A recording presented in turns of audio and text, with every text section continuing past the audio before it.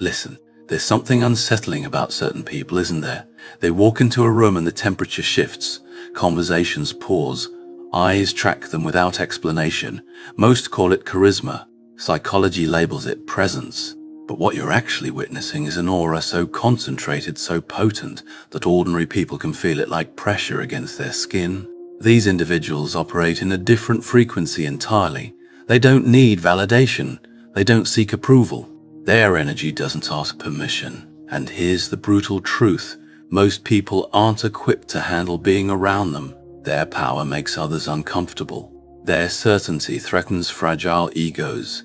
Welcome to the club of the dangerously magnetic. Sign 1. The unspoken intimidation. You've noticed it, haven't you? The way people alter their behavior around you without you saying anything deliberate. This is the first and most obvious sign that your aura transcends normal parameters. Machiavelli understood something fundamental about power. The strongest form of control is the invisible kind. You don't need to announce your dominance.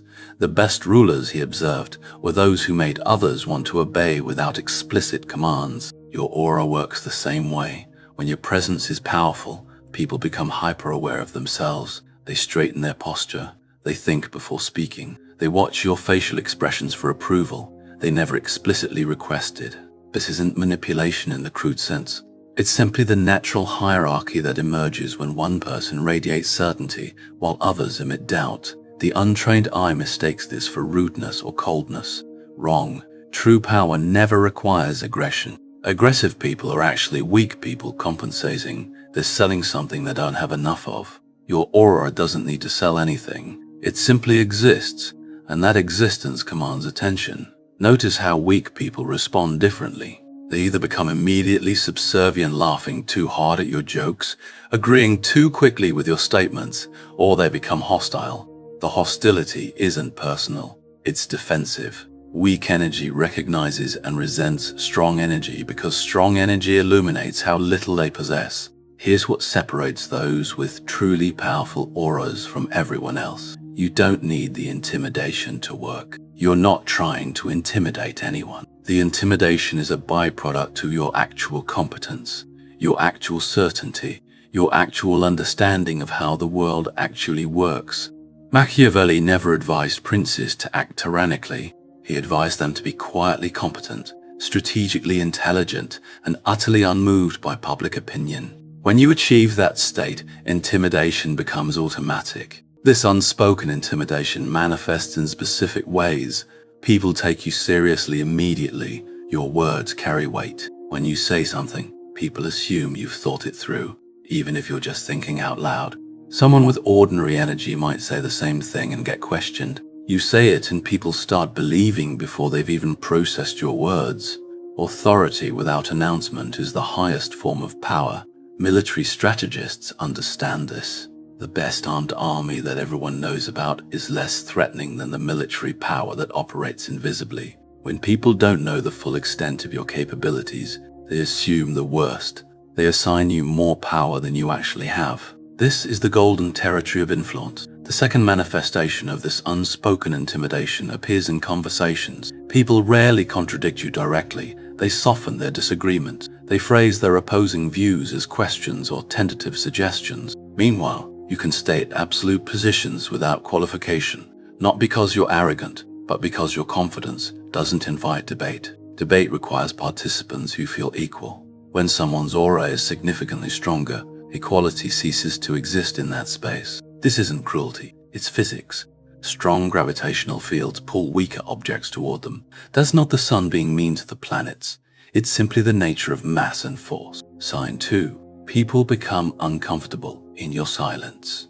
There's a specific category of power that emerges when you master the art of controlled silence. While ordinary people fill every gap in conversation, creating noise to feel secure, those with powerful auras understand the strategic value of emptiness. Your silence doesn't feel peaceful. It feels heavy. It feels expectant. It makes people anxious because they can't read you. Machiavelli observed that information, asymmetry, is power. When others are desperate to understand your thoughts and you reveal nothing, you maintain advantage. The person who speaks less knows more than the person who speaks more.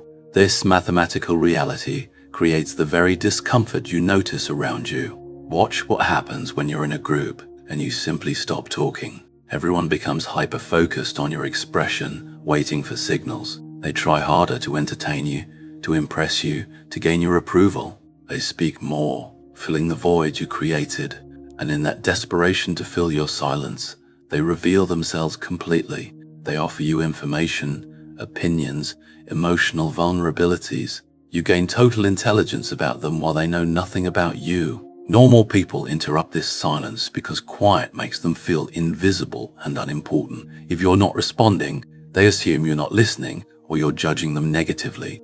So they talk louder, faster, more frantically. This is weakness manifesting as noise.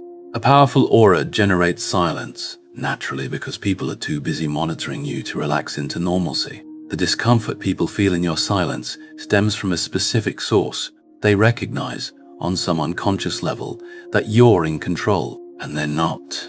Control is uncomfortable for those who don't possess it. The best servants in history were those who knew their place. But most modern people have been taught that everyone is equal, that hierarchy is wrong, that they deserve equal voice.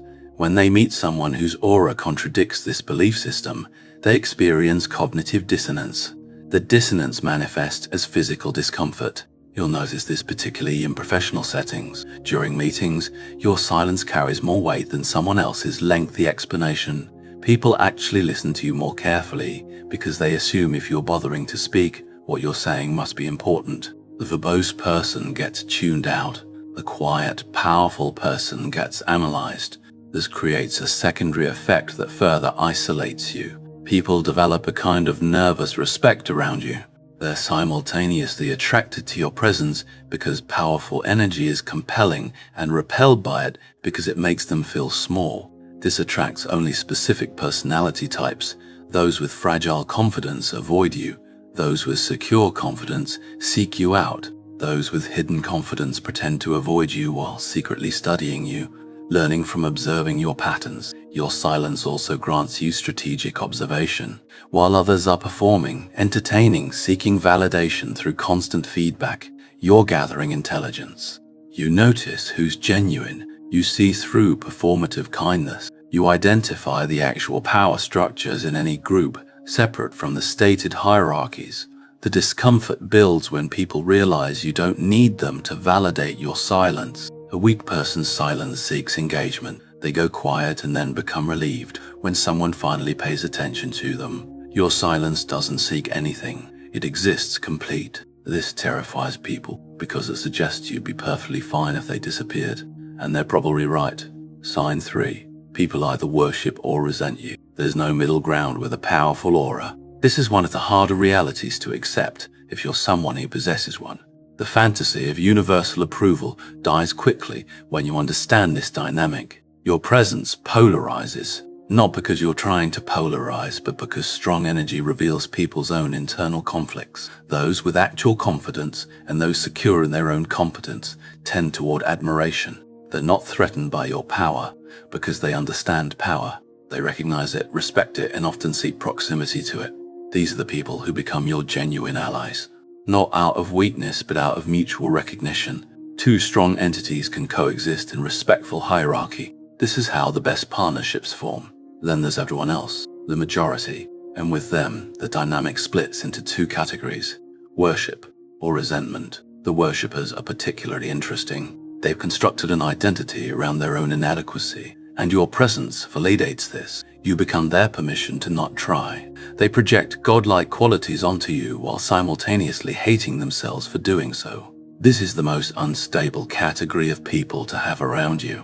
They'll praise you publicly while secretly wishing for your failure. They need you to fail so they can reclaim dignity. Machiavelli would recognize this dynamic immediately. He understood that adulation is a temporary phenomenon. The crowd that worships you today may turn on you tomorrow. This wasn't pessimism, it was observation. Worship requires you to never fail, never show vulnerability, never become human. The moment you do, worship converts to hatred. The higher the pedestal, the further the fall. The resenters are more straightforward. Your existence threatens their self-narrative. They've told themselves a specific story about how the world works, and you're evidence that contradicts it. Perhaps they believe hard work guarantees success, and you're naturally successful. Perhaps they believe humility is virtue, and you're confident without apology. Perhaps they've built their identity on being the smartest person in the room, and you arrived and changed that equation. This resentment rarely manifests as direct aggression. Instead, it appears as undermining you in small ways, spreading stories that diminish you, creating distance, finding allies who share the resentment. The resenters form coalitions because individual resentment feels weak, collective resentment feels moral. What's crucial to understand is this: both worship and resentment are about them, not about you. The worshipper's adulation says nothing about your actual worth. It describes their internal poverty. The resenter's opposition says nothing about your actual threat level. It describes their insecurity. Most people with powerful auras make a critical mistake.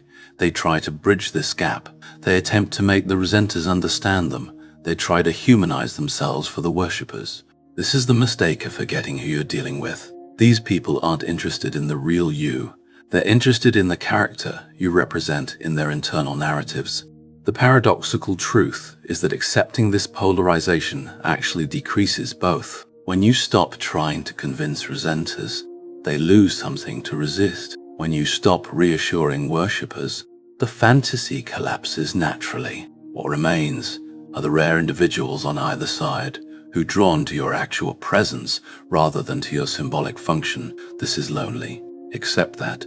It's the specific loneliness of power, not the loneliness of the outcast, which at least comes with company in the form of other outcasts, but the loneliness of standing apart, or being fundamentally separated from most humans by an invisible force they can feel but don't understand. Machiavelli never promised his princes popularity. He promised them power. Those who choose power accept the isolation. Sign 4. Your energy changes the room. This is observable and replicable. Bring someone with a powerful aura into a space where the energy is fragmented and watch it consolidate. Conversations that were scattered become focused. Mood that was unstable becomes grounded. The room literally reorganizes itself around the presence. This isn't magic, it's contagion. Humans are empathic creatures. They most don't understand their own empathy. They absorb the emotional and psychological states of others like sponges. In any group, someone's energy usually dominates. If that dominant energy is anxious, the whole room becomes anxious. If it's confident, confidence spreads. A powerful aura generates such strong baseline energy that it overrides whatever instability was present. The nervous person becomes calmer. The scattered thinker finds focus. The defensive person drops their guard, not because you did anything, because your presence is so energetically complete that matching it requires others to stabilize themselves. This has profound implications you might not have considered. When you enter a room, you're not just showing up, you're actively changing the psychological environment. People with less powerful auras don't do this. They're affected by the room more than they affect it. You're doing the opposite. You're the variable that shifts everything else. Machiavelli understood environmental control as a cornerstone of power. When you control how people feel, you control how they think and what they're willing to do. Your aura does this passively. You're not even trying. You're simply present and the room reorganizes. The secondary effect is behavioral. People with powerful auras unconsciously grant others permission to be more authentic. The tight, defended person relaxes. The people pleaser stops performing. The one trying too hard eases up. This happens because your presence suggests safety through confidence. You're not worried, so they don't need to be. Your lack of anxiety becomes their permission to stop manufacturing it. However, there's a subset of people this effect repels entirely. Those so insecure that your stability feels threatening. They interpret your calm as judgment. Your confidence registers as contempt for their weakness. These people often become actively hostile in your presence because your peace exposes their chaos. They'd rather fight and create drama than sit in the reality of how small their energy is compared to yours. The energy shift you create extends beyond immediate presence. People who spend extended time around you absorb some of it. They become slightly more confident in other contexts. They make bolder choices. Some eventually develop their own presence. Others become dependent on yours, needing to be in your energetic field to feel stable. This dependency, while flattering, is a trap you should avoid encouraging. It makes you responsible for their emotional baseline, which is ultimately unsustainable.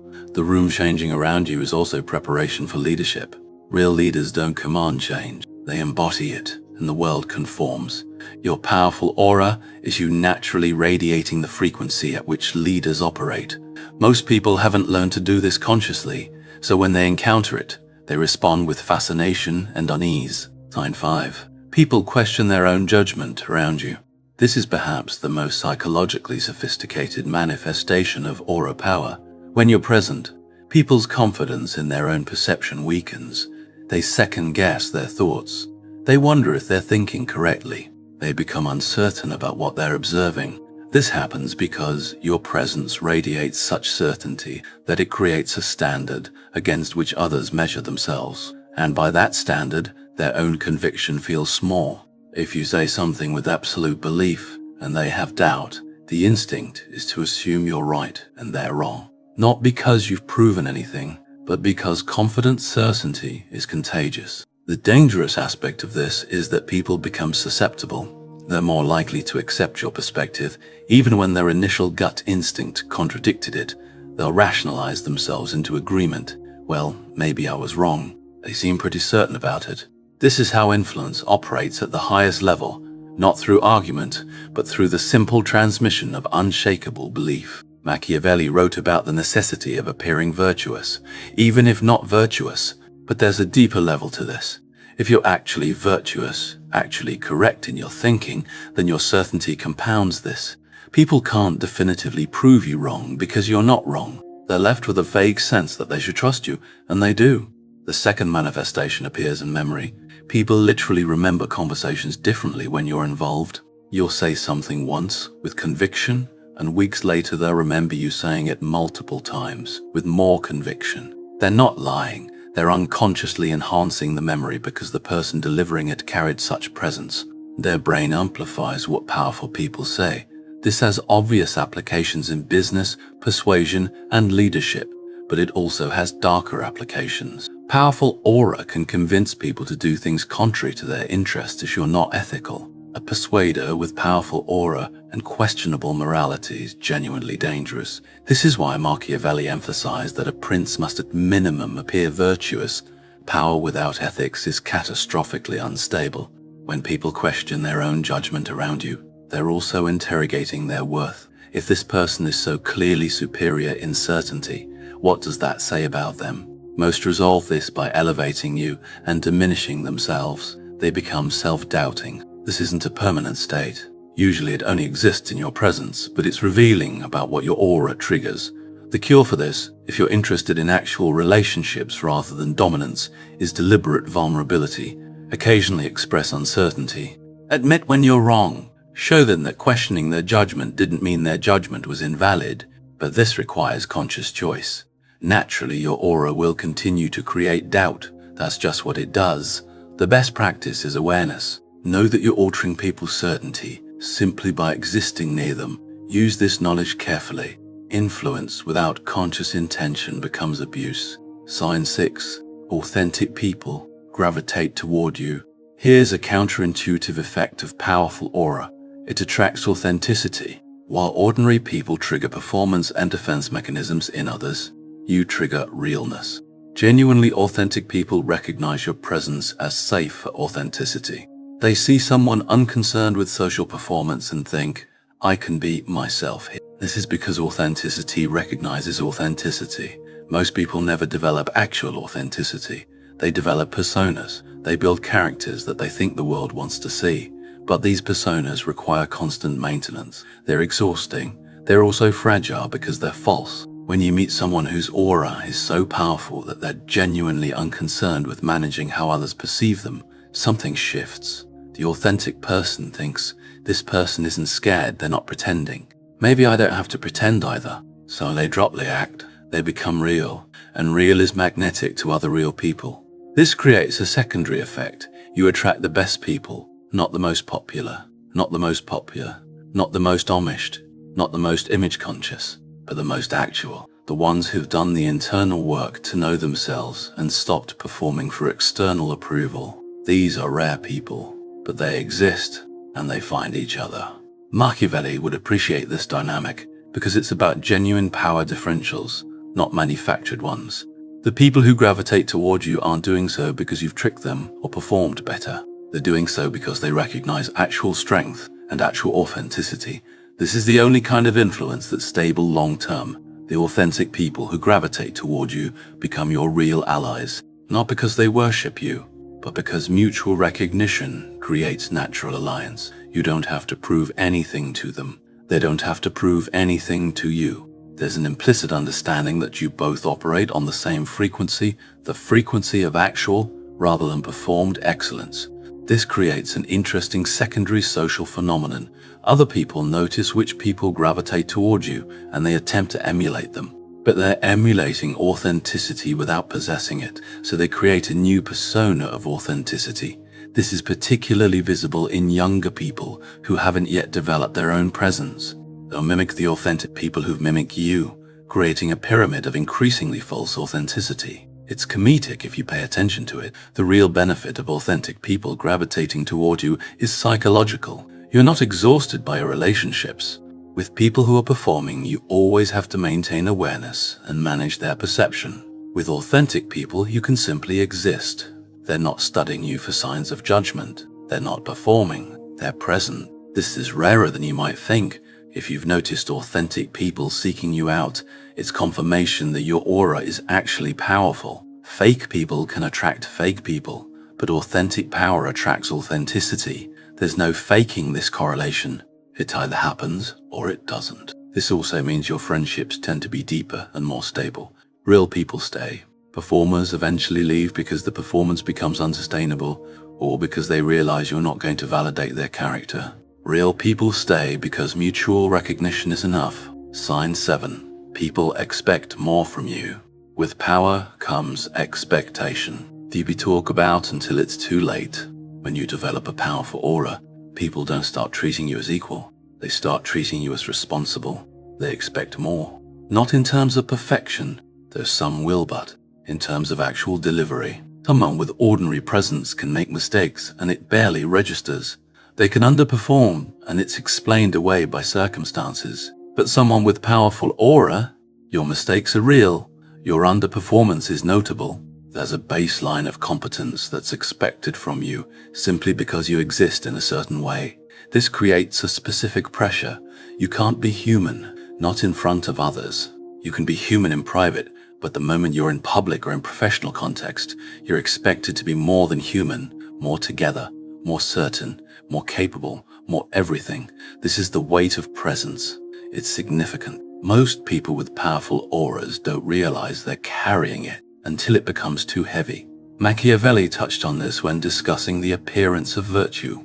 A prince cannot afford the luxury of actual vice, he wrote, because the moment the public knows about it, trust collapses.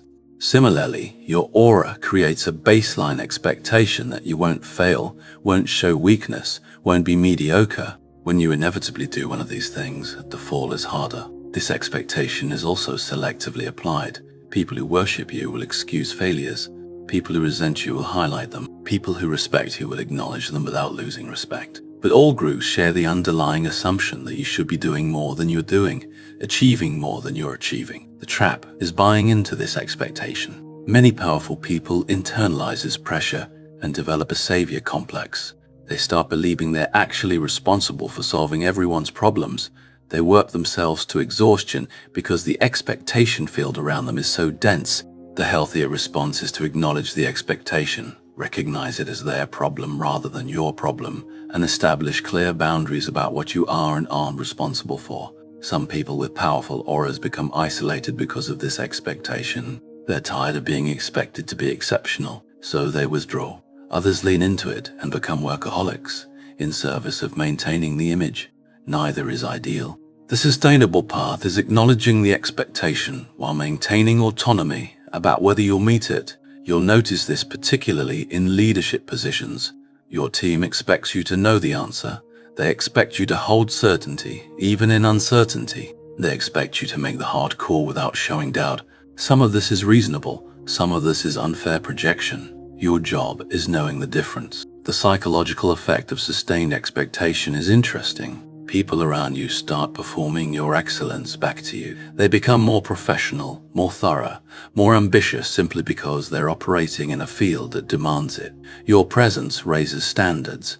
This can be positive. You genuinely elevate people, or negative. You create an environment where everyone's anxious about falling short. The deepest effect is identity-based. When people consistently expect more from you, you start defining yourself by that expectation. Your identity becomes entangled with their expectations. This is precisely what you want to avoid.